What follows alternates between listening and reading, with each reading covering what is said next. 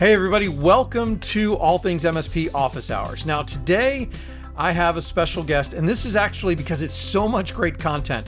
We're actually going to split it up into two, so you'll get one this week and you'll get the next one the week after. So, running an MSP, and I've experienced this, and I know a lot of MSPs that I talk to experience this, managing people is hard. So what I've done is I've gone out and I've, talked to a lot of people about this, and I don't think there's any better person to talk about how managing people can be fixed with processes and documentation than Alan Edwards from Eureka Process. So today, Alan's going to take us through some of the things that he teaches, some of the things that's in his book about processes and how to build those.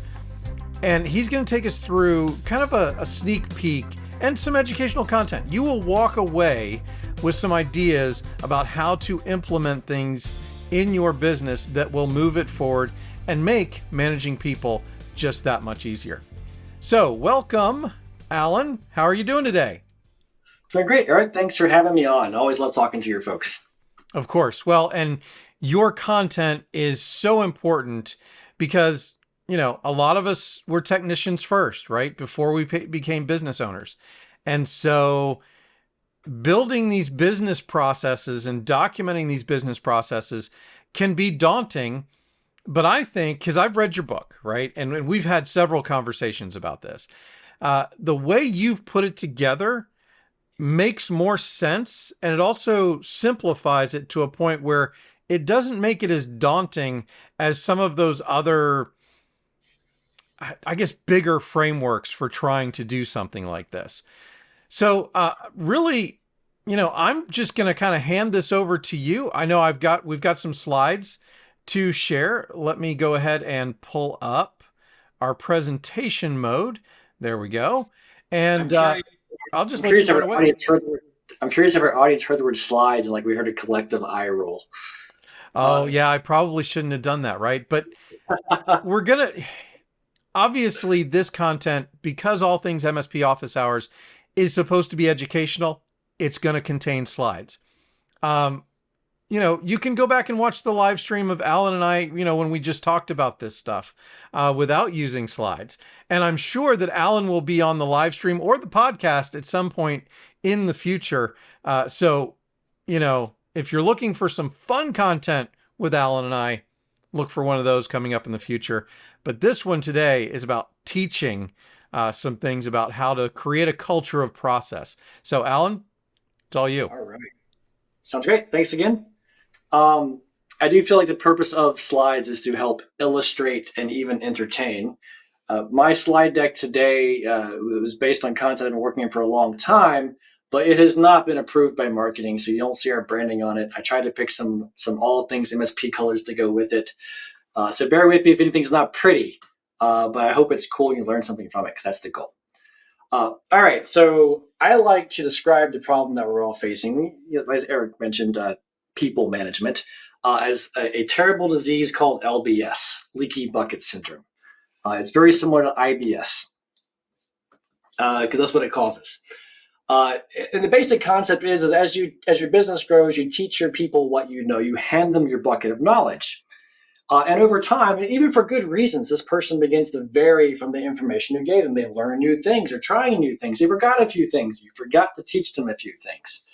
And it's okay, right? They're still pretty smart. They're still helping you out and you're leveraging their time. That's great. But over time, they begin to hand this knowledge to others as you continue to grow. And the problem gets worse and worse. And so you end up with this sad red shirt guy who's probably going to die on an episode of Star Trek. And believe it or not, he's not the only one disappointed. So are you, so are your clients, and so are your colleagues. And that's the problem that I want to fix. And it may be no surprise that I feel like some of the solutions for that are processes, but I want to acknowledge really quick the other few areas that will help. KPIs. To me, that is also a type of process. It sets clear expectations in what we're measuring and what good looks like. And it's always in front of them. So KPIs are a great one. Your onboarding program, also related to process, is a key ingredient to filling that bucket in the first place. And then the coaching system which is actually going to be more of our content for part 2 of this series, which I'm looking forward to next week. And we'll teach that then. But today we're going to focus on the process piece, and we're going to fix that red shirt guy right up. Sound good? Sounds good to me, except, I really feel bad for that red shirt guy because, red shirt, Star Trek, I got the reference. Yeah, never a good thing. We're going to fix them up, though. First, some key definitions, because we used words like process all the time, and I found myself, when I was writing the book, I had to go back and define for myself what these words meant because I was getting confused. So first, an easy one, process, a series of actions that lead to a particular result, and for your business, a particularly positive result. Pretty close to the dictionary definition there. But I made my own definition for what documentation means. It's a written form in an accessible place of the decision you have made. So when you document a process, you have agreed in writing that this is the decision we have made to do it this way. I will use documentation and process synonymously as the same thing. And I want to help you guys have a culture of process. But what is culture? It's this ethereal word, right? And I was actually quite relieved that I looked it up to get a more clear understanding of that word. It's just a widely accepted way of doing something of a particular group of people. A particular group, your company, your team. And widely accepted is what do they tend to always do? You probably have a culture of things they tend to do already, even if it's not in writing.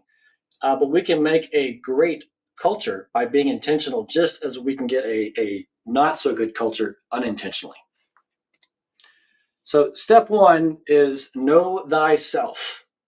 Document your documentation.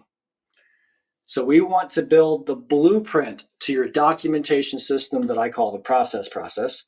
And yes, you're going to chuckle at that word, but it's far better than the procedure that when I first wrote that in 2005. AmbiPro had no idea what to do with that. Yeah, I can imagine how that would be a little bit, I'm just thinking that through.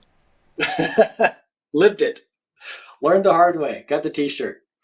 The process is your blueprint to your documentation system. We need to agree on all the things about documentation before we just start doing it.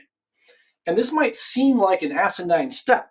And maybe you're right. I don't know. But I find that you can get this step done in just an hour or two and solve all sorts of future problems. So here's what you should be in your process and how I'm going to recommend you answer the 6 questions. 1, every process should start with why, right? And my answer is this is the blueprint for a documentation system. Draw out the analogy. How do the carpenters and the plumbers work together without understanding how it all connects and how it all works? I will share a template with you, Eric, to share with the rest of your audience, and that template will allow you to copy and paste all of these direct answers in our language, and you fill in the blank and make your own process. Of course, feel free to change it for yourself, but I wanted to get you a head start. It doesn't have to be hard. Who? You should have a documentation czar. You can call them whatever you like. I think czar is cute. It's not overused. It's somebody who's responsible for your documentation system. This does not necessarily mean technically responsible. Oh, they're the ones who got our instance running or maintains that server. It doesn't mean they have to do all the documentation. What it does mean is they're responsible for making sure that the stuff that's in the documentation system follows the rules of the documentation system. So basically, we write this process, and your documentation czar makes sure it's living up to expectations there. When? Well, there's pretty much 2 answers on the spectrum here. I like everyone documenting everything all the time. Then again, most of my prospects are in those first 3 levels of operational maturity, seedling, sapling, or new growth. They're really trying to build their documentation library, and modern IT documentation systems, I'll name some, IT Glue, Hoodoo, Confluence, and others, have pretty good revision tracking and rollback systems. So why not encourage them to edit instead of putting up barriers to creating documentation? Now, there is certainly a place where as you grow, You may want to put more change management processes in place, and that does begin to make sense. Just don't be too heavy-handed on that. For example, in the middle, many people shift internal policies to being permission only to edit. Send them a change request, pros and cons, rollback plan, and get that submitted and out there. How do we document? I listed here an example. This happens to be some IT glue screenshots. You can do this in any system, by the way, even SharePoint and Word, of how do we generally do our documentation and processes. Some tips here. I like to use slang because we tend to use slang internally.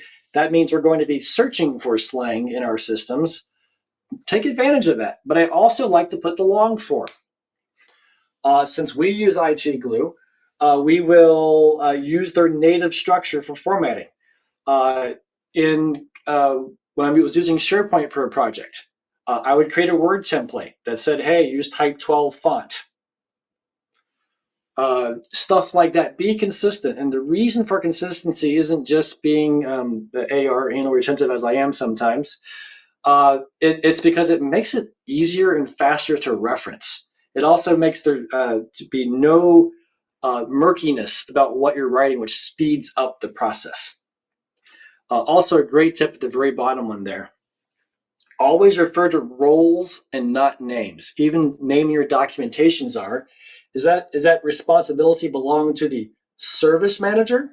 Does it belong to the owner? Does it belong to the president? Does it belong to the VCIO? What is the role? Because as those names change over time, I'd like this document to survive that. Oh, here's the hard part. The what. I have a gazillion slides I could fill out what. So here's some important tips before I get to what's on the slide deck there. Internal processes are a different what than technical SOPs. And that can be a different what than client-facing documents. So you might have different advice on how to do those. One thing that I've actually recently done, this is not in the book, this is not even in my template, is what's on the screen and why I chose that for my slides today. I've started pre-pending different types of documentation with the words you see on the screen. A common example I get asked is, what's the difference in a train document and an SOP? A train is showing somebody how to understand a product, how to use the product in general terms, like ConnectWise training, or training to manage a Facebook group. Just understand things about it. An SOP would be step by step. How do I accomplish a specific task with an end goal? Similarly, a KB or a knowledge base is another one I get asked about a lot. I recently had a great example. I had to go document how the back end of our WordPress site works for transacting our sales. There was no particular problem we were trying to solve, but nobody knew how it worked, and we had built kind of a spaghetti monster behind the scenes. So I went through it to figure it out, and I did have something I wanted to fix. But I was just taking notes in the knowledge base. Oh, this connects to this. Oh, you change these types of things in this plugin. So that's the difference in the types of documents, and why I wanted to label them differently so I can also find them differently. One more tip in the how and the what. What this really brings to light is that an SOP, or even a technical SOP, is not a training document. You have to write them to the level you expect your people to be at. So if you're writing an internal technical SOP, we have to assume our technicians know certain things. Because if you have them reference an 8-page training document to remember the 8 steps they need to follow, they're not going to. It's too much information to sort through. So keep your SOPs short, and you can always expand upon it and link to training documents. All right, that was actually document number 1, and there's 4 core documents, so we're going to review 3 in this series. So that's the process, the blueprint to your documentation system. I found that there was 2 other little things we need to decide upon, and one is how to name devices. And it's because this document, I might even change it when they do just naming standards. it affects how you name certain SOPs. It affects how you name certain client assets, and it affects how you label a lot of things. So I consider this a core document, one of the magic four. I have a naming standard, and I have some details in the following slides, but essentially I end up combining a client naming convention, a device naming convention, a device numbering convention, and possible add-on for location. So here's my formula. All right, I like doing client initials. We have so many clients in the system. It's really a lot of typing because I'm constantly searching for data. So we came up with a system. You can certainly try your own. I think mine's pretty good. First name plus first three letters of the second name. It doesn't always work out. And when it doesn't, you write down the exceptions. Some people write them all down. Or even I had one client who named all of their clients in the documentation system with their initials first, dash the name. So there was always that association. Chatham area trends, it's a good one. I guess technically it should be CARE by our formula, but I had this as a client once and everybody called them cat. It was impossible to wipe out, and finally I caved. It's like, okay, we're going to make an exception. We're going to add them to the list, and it's going to be official. And so now we have a single source of truth, and everyone is crystal clear on what we're doing. Here's some more of that formula. Some device examples here. Look at the server naming at the bottom. There we have client server roles. And at the top, you have other non-server devices I found that were special. I think I have a better example next. Yeah. And here are the naming conventions that I selected for what are those device and server function abbreviations. Again, you can pick your own, but I believe that done is better than perfect. So if you're struggling with this, copy and paste this from our template and be done with it. There's not a whole lot of reason to think more of it than that. I'm going to back up one more time so you can see how this compares to the naming. So let's pick on the McDonald's firewall in British Columbia where I happen to live. McDonald's has their client convention, dash is their first firewall. We said that initial is FW. We've decided that devices, not servers, have 3 digits. So I put all 3, 001. And then we included the optional location because guess what? McDonald's has more than one location. Try to differentiate. Yet when I was trying to document the switch for Eureka process at our main location, we just left that location abbreviation off of there. So I was doing something right when I was running my MSP, and I did almost exactly that same thing. Yeah, this is always hard to accept for me, but people ask what our unique differentiator is or what makes us so special. And I feel like in a wide sea of really high-tech stuff, we're the ones asking you to go back to basics. Well, and the difference, by the way, is exactly what we talked about in the intro. The difference is I used these kinds of things, but I did not document it. And that's where the leaky bucket comes in. I didn't document it, so my people weren't doing it exactly the same way as I would have done it. And so we had variations that sometimes cause confusion.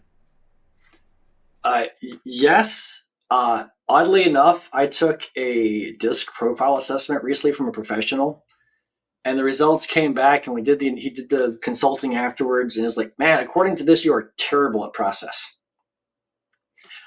And he's right. The difference is I valued the results that process got me. So I feel internally rewarded by muscling through it and getting it done because I get what I need out of it. If any of you are not the owners or if you're service managers or technicians who are watching this video to try to manage up, I like to give them a black box. Think about training a rat. Yes, I'm comparing your manager to a rat. They crawl through the maze, and when they find the cheese, they're rewarded. Likewise, your service department or your tickets, they're a black box. You want to reward whoever puts the input in correctly with great results. Like, hey, if you put in the ticket right with all the info I need, you get no back talk and you get the ticket result right the first time. Conversely, if you don't do that, you find I'm asking a lot more questions. And so I do the same thing with process, right? If you follow the process, things just work. I hate having to build in consequences into processes that you might create. I want the natural consequence to what they're doing be better results. So Yeah. if they can't see it, we're going to have a tough time adopting it. And we're going to talk a lot more in part 2 about the culture of process. Yeah, I've had the same experience. I'm really bad at time management. So what's happened is I've become really good at time management because I knew that I was really bad at it, and I had to build a process, for lack of a better word, or a framework that I know that I can work in for time management. So same idea. Well said. Yeah, it's whenever you take a self-assessment test, there's also that prejudice that sometimes I will rank worse on a skill that I actually have because I'm so hyper aware of it, I'm critical. So I can go both ways. Last of the 3 documents for today, and it's a variation on a theme, password naming standards. Much like device naming, I will drive home a little more clearly that we need to count on global searches. All of my informal surveys have been it is faster to search than it is to browse. So I am less concerned with folder structure and those types of ways to categorize everything as I am. Can I search for this quickly? So just like your devices are always written a certain way, that means you can always search a certain way. Same for passwords. Looking for passwords, make it easy to search, and consistency is key. I would go so far, and this is my Word document version of a longer document, to say, okay, people look for an Active Directory domain admin frequently. Go ahead and list that as a special thing. Always name it this. Domain admin or client initials - domain admin, depending on how your password manager works and how to find those. There's more examples on the screen, but this is more of decide, write it down, and then hold everybody accountable to what you have in writing. And I want to give you an example of what a good system looks like. It's mine. Again, we just happen to use IT Glue. There's many great systems out there. When I searched for ITG, I have client initial - long form of the name, parentheses, short form of the name, and also in our processes, you may put anything you like in parentheses to make it more searchable.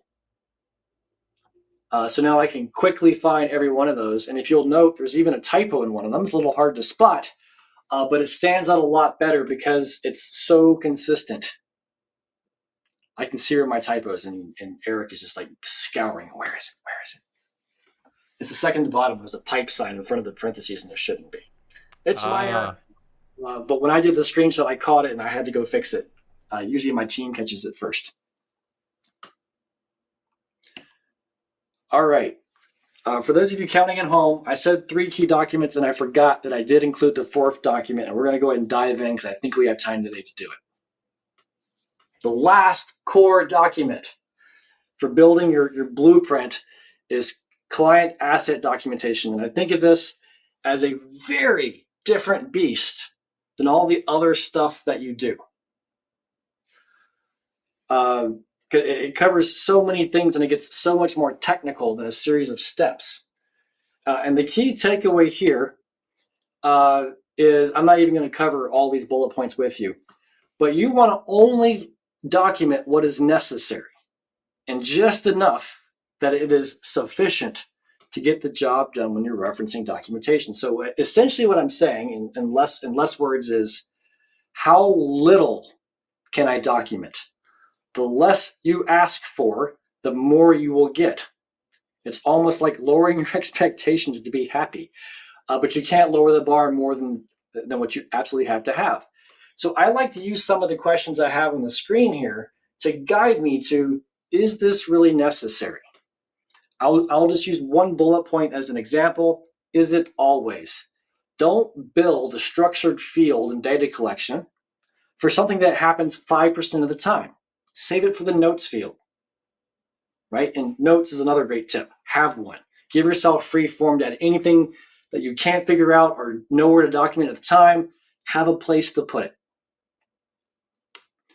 I actually have a document called Client Asset Documentation, and I write down what asset have I decided to document, what are the fields, and then I answer in the sub-bullet points every question I've ever been asked about that. Right? Hey, what did you mean by optional applications? I wrote down the answer to that question so the next person who comes, I can prevent them from asking it, and it's written here for you. I know this exact system is IT Glue. Hootoo's got very similar ways of tracking assets. Yes, rely on automation. If you have that, please don't reinvent the wheel. If you need to add to what the automation collects, I would create some sort of asset to track that, tag or link to what you already have, and just add the additional fields. If you already have a documentation mess, this is a great document because it tells you what's the old way, which we don't want to stop. Some documentation is better than none, but it tells you what's the new way that can help you prioritize your list and get all the way through it. So do I have time for one more tip? Yes, you do. Okay. Last pre-structured tip.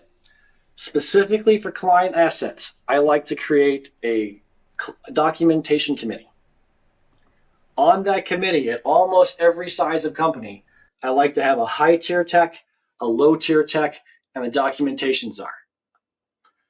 Their job is to prioritize your client assets, like, oh, let's do new user PC setup, or let's do firewalls first.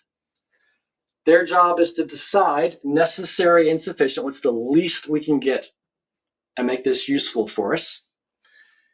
And then once they've decided that, the higher tier tech goes out and documents one, comes back to the committee with findings, and they make adjustments if necessary.